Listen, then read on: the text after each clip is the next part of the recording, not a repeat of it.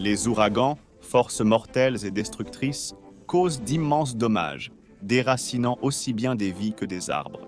Les tempêtes approchant des terres entraînent souvent de grandes évacuations, détruisent des infrastructures et des maisons, causent des inondations et des conditions météorologiques extrêmes, et déplacent des millions de personnes. Les ouragans particulièrement sévères et destructeurs restent dans la mémoire publique pendant des décennies, comme les ouragans Catherine Sandrine et Hervé, pour n'en nommer que quelques-uns. Les ouragans prennent naissance dans le bassin de l'Atlantique, qui comprend l'océan Atlantique, la mer des Caraïbes et le golfe du Mexique, ainsi que dans l'est de l'océan Pacifique Nord. Ils peuvent aussi se former au centre de l'océan Pacifique Nord, bien que moins fréquemment.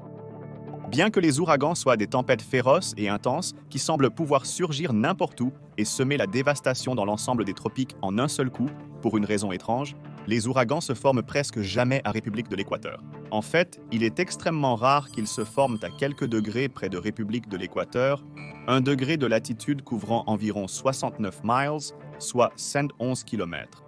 Et non seulement les tempêtes tropicales se forment rarement à République de l'Équateur, mais les ouragans ne le traversent presque jamais non plus. Alors, pourquoi n'y a-t-il pas d'ouragans à République de l'Équateur? Qu'est-ce qui fait de la zone autour de 0 degré de latitude l'un des endroits les plus sûrs sur Terre contre ces tempêtes tropicales super violentes? Comment est-il possible que les ouragans ne se forment pas constamment ou ne traversent pas cette région? Allons au fond de ce phénomène totalement bizarre. Les États-Unis et les Caraïbes sont fréquemment frappés par des ouragans violents et destructeurs.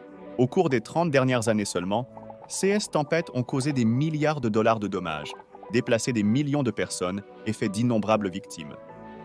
Aussi parfois appelés typhons ou cyclones, les ouragans tombent en réalité sous le nom scientifique de cyclones tropicaux. On dit que l'ouragan a tiré son nom du mot Taino ouragan, qui était le dieu du mal chez les Caraïbes. Les Taïnos étaient les peuples indigènes des Caraïbes et de la Floride, des régions historiquement touchées par de nombreuses tempêtes tropicales. Le dieu Caraïbe était dérivé du dieu maya du vent, tempête et feu, nommé ouragan. Lorsque les colonisateurs espagnols ont traversé les Caraïbes, ils ont adopté le mot ouragan pour décrire le phénomène naturel que nous connaissons aujourd'hui sous le nom d'ouragan. Alors pourquoi aujourd'hui nous référons-nous principalement aux ouragans par leur prénom? Les ouragans se produisent en moyenne 12 fois par an dans le bassin de l'Atlantique, la plupart apparaissant généralement entre le 1er juin et le 30e novembre, période connue sous le nom de saison des ouragans. Comme ces tempêtes peuvent durer des semaines et que plusieurs tempêtes peuvent avoir lieu en même temps dans le même plan d'eau, les scientifiques ont pris l'habitude de donner des noms aux tempêtes pour réduire la confusion sur la tempête à laquelle un prévisionniste fait référence lorsqu'il s'adresse au public. Au début du 19e siècle, les tempêtes tropicales étaient nommées selon le jour des saints correspondants. En Australie, à la fin des années 1800, le météorologue Clément Ragg a commencé à donner des noms traditionnellement féminins aux tempêtes. Les météorologues militaires des États-Unis ont adopté ce processus dans le Pacifique pendant la Seconde Guerre mondiale, et les États-Unis ont officiellement adopté la méthode en 1953, après avoir d'abord envisagé de nommer les ouragans avec l'alphabet phonétique, avec des noms comme Abel Boulanger et Charles. Depuis 1978, des noms masculins sont aussi utilisés, alternant aujourd'hui avec les noms féminins. L'Organisation météorologique mondiale dispose actuellement d'une liste rotative de noms pour 6 ans qui répète les noms tous les 7 ans. Cependant, les noms des tempêtes qui causent une perte de vie significative ou des dommages à la propriété sont retirés, car le retour de ces noms peut provoquer des souvenirs douloureux et traumatisants pour les personnes touchées. Dans d'autres zones, les cyclones tropicaux reçoivent des noms uniques au bassin dans lequel ils existent et aux régions qu'ils affectent. Les noms sont souvent empruntés aux régions du monde que les tempêtes affectent. Par exemple, près de la République populaire de Chine et du Japon dans le nord-ouest du Pacifique, et des républiques des Philippines, les cyclones tropicaux reçoivent souvent des noms courants dans les cultures asiatiques, y compris des noms de fleurs et d'arbres. Mais qu'est-ce que sont vraiment les ouragans? Les cyclones tropicaux, qui comprennent les ouragans, sont des systèmes météorologiques à basse pression en rotation, avec des orages organisés mais sans front. Un front est une limite qui sépare deux masses d'air de densité différentes. Les ouragans ont tendance à se former dans les mers tropicales où les eaux sont supérieures à 26 degrés Celsius. C'est parce que les cyclones tropicaux ont besoin d'eaux océaniques chaudes comme source d'énergie, formées par une rotation de fond et un faible cisaillement du vent vertical, qui mesure la variation de vitesse et direction du vent selon la hauteur atmosphérique. Mais tous les cyclones tropicaux ne sont pas des ouragans. Les cyclones tropicaux avec des vents de surface soutenus maximum de moins de 39 mph sont appelés dépressions tropicales et ont tendance à être moins sévères que les tempêtes tropicales, qui ont des vents soutenus maximum de 39 mph ou plus. Un cyclone tropical n'atteint le statut d'ouragan que lorsqu'il atteint des vents soutenus maximum d'une minute d'au moins 74 miles par heure et il doit être au-dessus de l'océan Atlantique. L'intensité et la gravité des ouragans sont mesurées par sa vitesse de vent soutenue maximale à travers ce que l'on appelle l'échelle de vent d'ouragan Saffir-Simpson, qui fonctionne sur une échelle de notation de 1 à 5, on appelle CS évaluation catégorie, que vous avez sans doute entendu un présentateur de journal télévisé utiliser pour décrire un ouragan, généralement abrégé en 4. Ces catégories aident à décrire le potentiel de dommage de l'ouragan. Plus la catégorie est élevée, plus il est susceptible d'être destructeur. Alors, d'où viennent-ils? Se formant dans le bassin de l'Atlantique, les ouragans se forment à partir de l'air chaud et humide au-dessus des eaux océaniques près de République de l'Équateur. Lorsque l'air chaud s'élève, il crée une région de basse pression en dessous et les zones voisines de haute pression se poussent dans la zone de basse pression. Cet air commence alors à se réchauffer et à s'élever également, créant une autre zone de basse pression dans laquelle plus d'air est poussé, et ainsi de suite, répétant le cycle. L'air qui s'élève finira par commencer à se refroidir, et en conséquence, l'eau dans l'air forme un groupe de nuages. Ces nuages commenceront à tourner à cause du cycle de l'air tourbillonnant qui s'écoule dans les zones de basse pression, et finalement, ces nuages tournants se transformeront en un cyclone. Le cyclone est alimenté par la chaleur et l'eau évaporée de l'océan. Cela crée l'immense et dévastateur phénomène naturel que nous connaissons sous le nom d'ouragan. Les ouragans sont composés de 3 parties distinctes, l'œil, la paroi de l'œil et les bandes de pluie. L'œil de l'ouragan est une zone ronde qui peut varier de 19 à 40 miles de diamètre. Vous avez sans doute déjà entendu quelqu'un dire qu'il se sentait comme dans l'œil d'une tempête, ce qui signifie qu'ils étaient calmes et paisibles au milieu du chaos autour d'eux. Et cette expression décrit bien ce que pourrait être le fait d'être dans l'œil d'un ouragan. Une zone généralement paisible et calme entourée de vents forts, de précipitations abondantes et d'orages intenses. Mais comme un ouragan est en mouvement, votre temps dans la sécurité de l'œil est limité et bientôt vous passerez dans le mur de l'œil. Le mur de l'œil de la tempête est l'endroit où les vents et les pluies sont les plus forts. C'est un anneau d'orage qui entoure l'œil de l'ouragan. Et puis, il y a les bandes de pluie d'un ouragan, qui sont des nuages qui s'étendent vers l'extérieur, agrandissant la tempête à une taille plus grande. On peut mesurer l'intensité d'une tempête avec l'échelle de vent de Saffir-Simpson. Les tempêtes de catégorie 3 avec une vitesse de vent de 111 miles par heure ou plus sont considérées comme des ouragans majeurs. On prévoit que ces tempêtes causeront des taux élevés de dommages matériels, y compris des inondations à l'intérieur des terres et des pénuries d'électricité. Mais ce qui pourrait être le plus effrayant de tous à propos des ouragans, c'est qu'il y en a plus que jamais auparavant. Surtout au cours du demi-siècle dernier, les ouragans que nous subissons sont devenus plus longs, plus intenses et plus fréquents. C'est particulièrement vrai dans l'Atlantique Nord et la fréquence des ouragans les plus forts, c'est-à-dire les ouragans de catégorie 4 et 5, a également augmenté.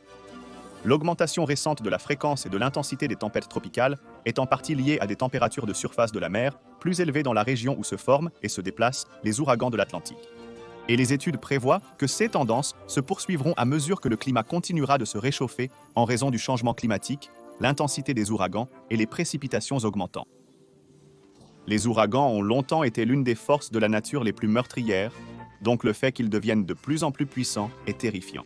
Il y a plus d'un siècle, dès 1893, l'ouragan Chenier-Caminata était un puissant ouragan de catégorie 4 qui a touché terre sur la petite île de Chenier-Caminata, en Louisiane, avec des vitesses de vent de plus de 210 km par heure. Une tempête de près de 5,5 mètres a décimé la petite communauté de pêcheurs, ne laissant que quelques maisons intactes et tuant plus de 770 des 1471 membres de la communauté de la ville.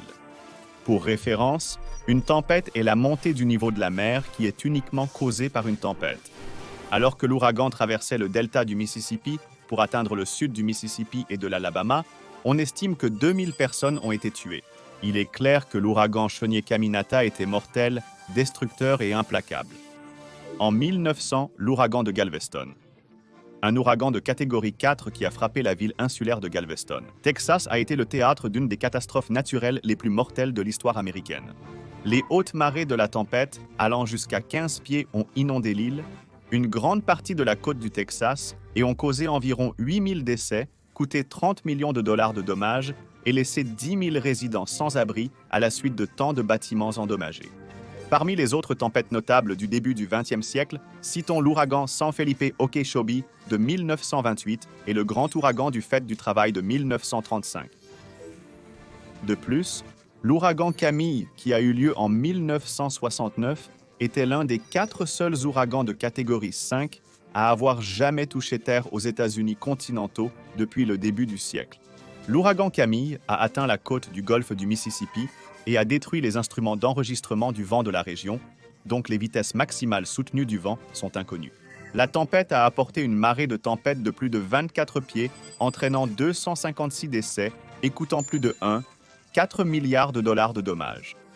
Mais peut-être le plus sévère dans la mémoire récente était l'ouragan Catherine qui a duré 9 jours en août 2005 et a causé 100 milliards de dollars de dommages. L'ouragan Catherine a été l'ouragan le plus coûteux de l'histoire des États-Unis et a été l'un des 5 ouragans les plus meurtriers que les États-Unis aient jamais connus. L'ouragan a pris naissance aux Bahamas, s'est déplacé vers l'ouest en direction de la Floride et a touché terre là-bas 2 jours après sa formation. L'ouragan Catherine a ensuite déchiré le golfe du Mexique, devenant de plus en plus grand et fort avant de toucher à nouveau terre dans le sud-est de la Louisiane.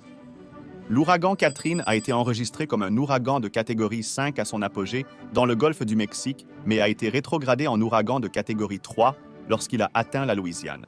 Les dévastations de l'ouragan étaient incroyables, avec au moins 1245 personnes décédées pendant l'ouragan à cause des inondations qu'il a provoquées. Dans la région de la Nouvelle-Orléans, 2 tiers des inondations provenaient de la rupture des digues et murs anti-inondation. La tempête a causé 52 brèches dans le système de digues, provoquant des inondations importantes. L'ouragan Catherine a contraint des milliers de personnes à quitter leur maison et à trouver refuge dans des logements de fortune, comme le Superdome. En somme, l'ouragan Catherine a causé environ 4 fois plus de dégâts que l'ouragan André. En 1992, l'un des ouragans les plus brutaux, répandus et récents qui ait touché les États-Unis et les Caraïbes a été l'ouragan Sandrine en 2012.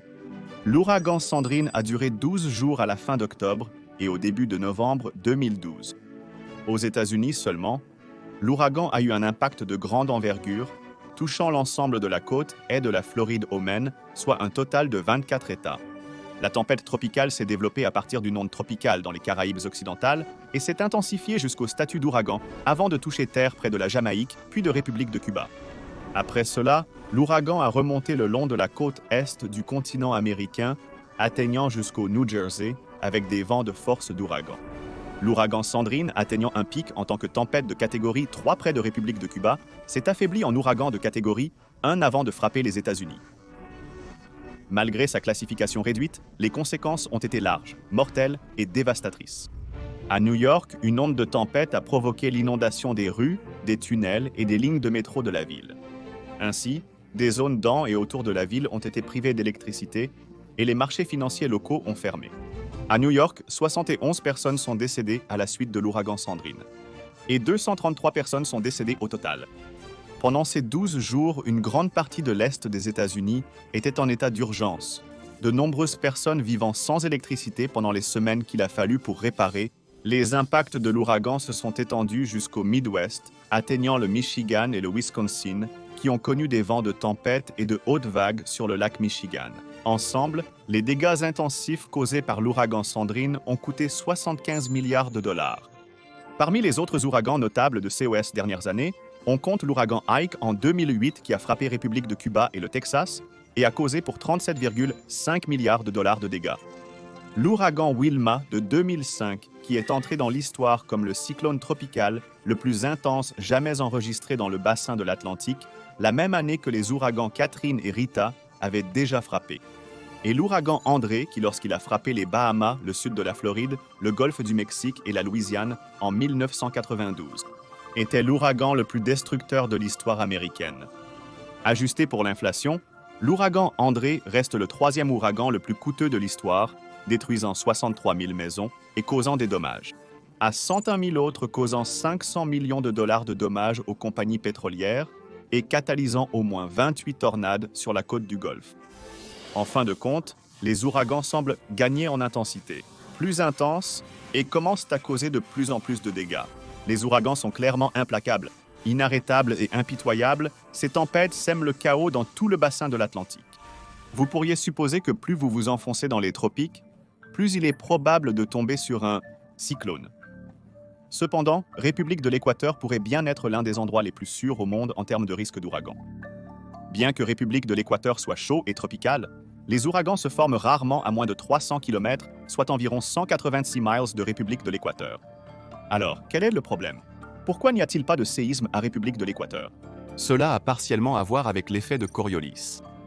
Les ouragans au sud de République de l'Équateur tournent dans le sens horaire. Ceux formés au nord tournent en sens inverse.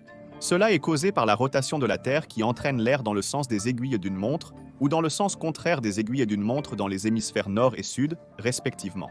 À République de l'Équateur même, lorsque l'air est calme, la Terre et l'atmosphère se déplacent en réalité à plus de 1000 miles par heure, ce qui suit la direction de la rotation de la Terre de l'ouest vers l'est. À République de l'Équateur, la circonférence de la Terre est la plus grande.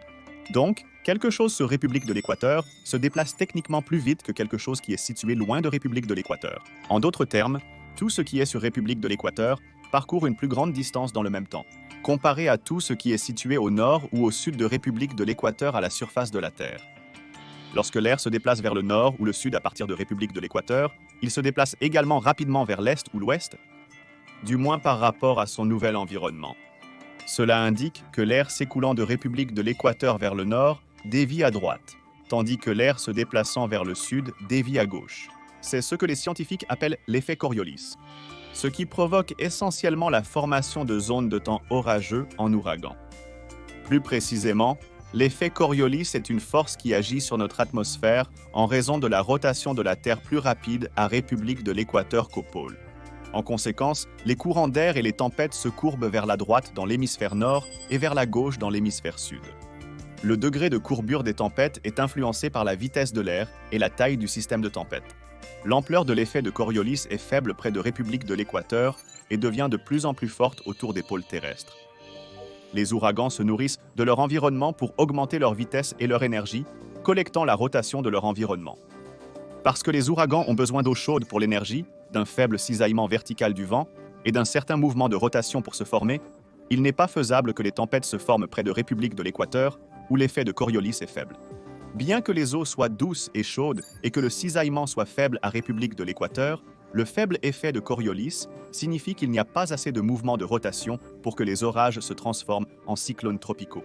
Mais si les ouragans ne peuvent pas se former à République de l'Équateur, qu'est-ce qui les empêche de traverser République de l'Équateur une fois qu'ils se sont formés ailleurs?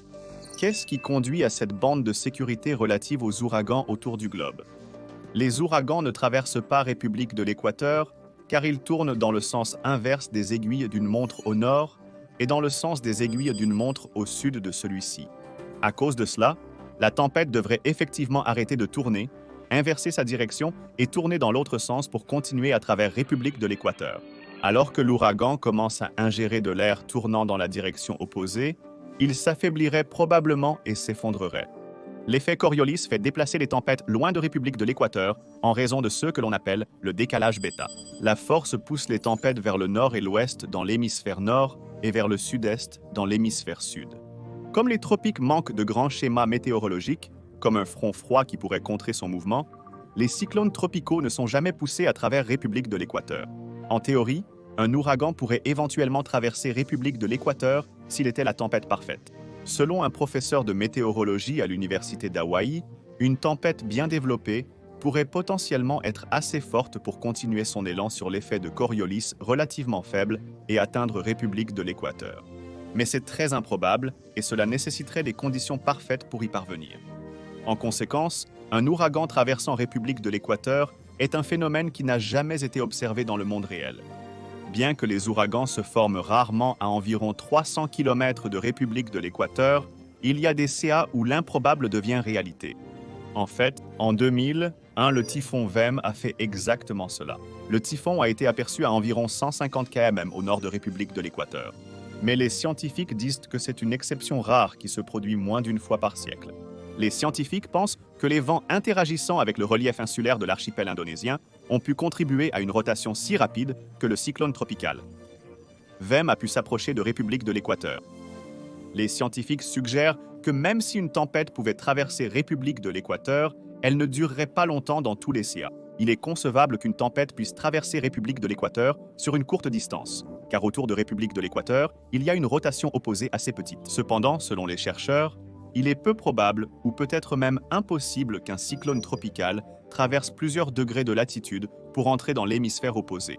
En fin de compte, la probabilité qu'une tempête traverse jamais République de l'Équateur semble être quasi nulle, compte tenu des facteurs concurrents associés à l'effet de Coriolis.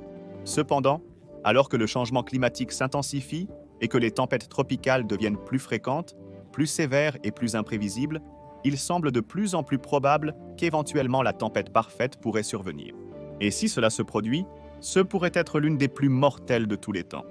Un changement de jeu potentiel pour ce phénomène réside dans le fait qu'avec l'escalade du changement climatique, les tempêtes dans les hémisphères nord et sud sont prévues pour devenir plus fortes, plus intenses et plus destructrices. Il y a une augmentation des précipitations associées aux tempêtes CES dernières années, ce qui devrait se poursuivre à l'avenir. On prévoit également que les ondes de tempête associées à ces tempêtes augmenteront avec le changement climatique. L'augmentation des températures océaniques et atmosphériques est liée au changement dans les tempêtes tropicales, ainsi qu'à l'augmentation du niveau de la mer due à la fonte des glaciers et de la glace de mer. Les scientifiques rapportent que le changement climatique augmente la limite supérieure de la force des ouragans et des taux de précipitation en raison de l'augmentation des températures de l'océan et de l'atmosphère, fournissant plus d'énergie à la tempête et des pluies plus intenses respectivement. Et on s'attend à ce que les ouragans causent davantage de dommages aux infrastructures, aux biens et à la vie humaine et animale dans les années à venir. Bien que le changement climatique n'affecte pas la rotation de la Terre, et donc n'aura pas d'impact direct sur les chances qu'un ouragan traverse République de l'Équateur, le phénomène est associé à des tempêtes de plus en plus sévères et fréquentes, ce qui signifie qu'il y a une probabilité plus élevée qu'une tempête rare à basse altitude puisse atteindre une intensité plus élevée et se diriger vers la région équatoriale. Dans des conditions parfaites, une telle tempête pourrait être en mesure de mieux se maintenir là-bas, car le changement climatique augmente la force des tempêtes. Mais l'effet de Coriolis rend très improbable la formation d'ouragans près de République de l'Équateur ou leur traversée, et en conséquence, République de l'Équateur et ses environs sont pratiquement une zone exempte d'ouragans. Des zones comme la République de l'Équateur, la République de Colombie, la République d'Indonésie, le nord du Brésil, la République gabonaise Sao Tomé et Principe ainsi que certaines parties du République du Kenya et de la République fédérale de Somalie peuvent être parmi les zones côtières les plus sûres face aux impacts des ouragans, toutes situées autour de République de l'Équateur. En même temps, les tempêtes qui suivent une trajectoire vers République de l'Équateur s'affaibliront probablement et s'effondreront également en raison de l'effet de Coriolis. Dans certains CA, l'absence de rotation et le temps minimal pour se développer en approchant de République de l'Équateur peuvent être irréversiblement catastrophiques pour ces tempêtes tropicales. Dans un monde où les tempêtes tropicales et surtout les ouragans augmentent en intensité et parfois en fréquence, l'effet de Coriolis est l'une des rares forces prévisibles qui contrarient les tempêtes sporadiques, violentes et implacables qui détruisent si souvent les infrastructures et déracinent les vies humaines. D'ici la fin de ce siècle, les modèles d'ouragans prévoient, en moyenne, une légère diminution de la fréquence totale des cyclones tropicaux, mais les ouragans les plus forts, de catégorie 4 et 5, deviendront plus courants. Il y a une certaine incertitude quant à la réalisation définitive de ce phénomène, mais les scientifiques pensent que cette tendance représente le résultat le plus probable. En même temps, les modèles prévoient presque unanimement que les précipitations des ouragans augmenteront à mesure que les températures moyennes de la Terre augmenteront. Tout cela est dû au changement climatique, qui est l'un des facteurs qui influencera le plus directement la création, la fréquence et l'intensité des ouragans. Avec des ouragans de plus en plus puissants et plus fréquents, la probabilité d'une soi-disant tempête parfaite augmente.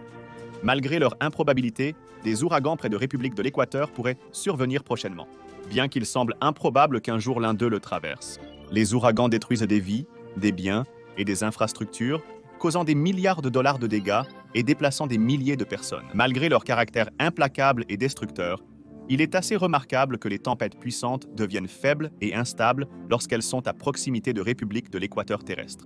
L'effet Coriolis, qui impacte la rotation des tempêtes tropicales et de la planète de la même manière, est une force avec laquelle il faut compter, c'est le moins qu'on puisse dire.